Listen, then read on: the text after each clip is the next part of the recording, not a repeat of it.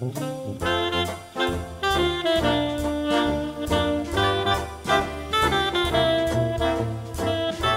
some pretty cool presents throughout my life. I remember, I don't know if everybody remember the little Vertibird helicopter when I was a little kid. That was the coolest thing in the world. It had 2 little remote controls on it, and you fly this little helicopter thing around in circles. When I was a kid, I finally got a Super Nintendo from my grandparents one year, and we just went nuts over that. Like, it was just like, well, you see all those YouTube videos where the kids just go crazy. That's how we were. We were just like, ah!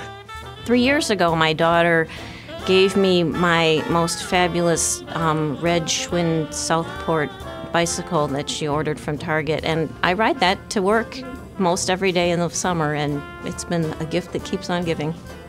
They have these things called American Girl dolls, and they would have books that went with the dolls, and I had all the books, and I had the catalog of all the doll clothes and the different dolls, but I didn't have one, and I would go through and pick out what I would buy if I could get it. And my mom always told me, oh, it's too expensive, you can't get it.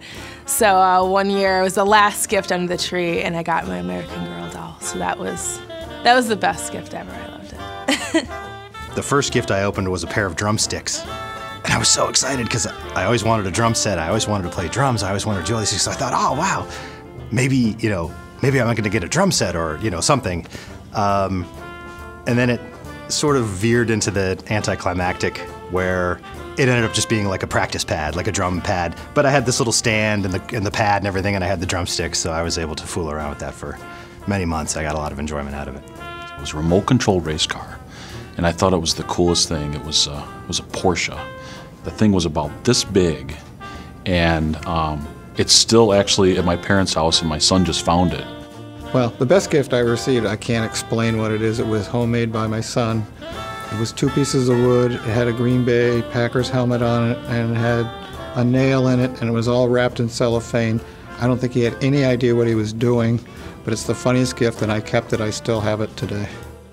I have 4 daughters, and from a very early age, probably about 3 or 4 years old, we started a tradition where every year we would bake Christmas cookies together.